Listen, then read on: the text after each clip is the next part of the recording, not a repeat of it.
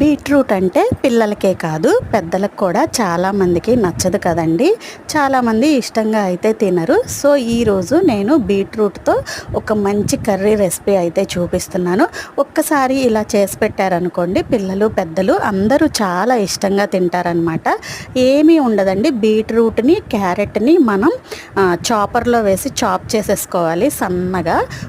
అలాగే బీట్రూట్ తీసుకున్న క్వాంటిటీని బట్టి ఉల్లిపాయలను కూడా ఎక్కువగానే తీసుకోవాలి.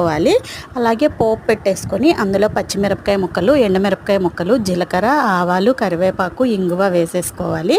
ఆ తర్వాత మనం చాప్ చేసుకున్నటువంటి బీట్రూట్, క్యారెట్, ఉల్లిపాయ అన్నీ వేసేసుకోవాలి. ఉప్పు పసుపు వేసి మూత పెట్టేసుకోవాలి.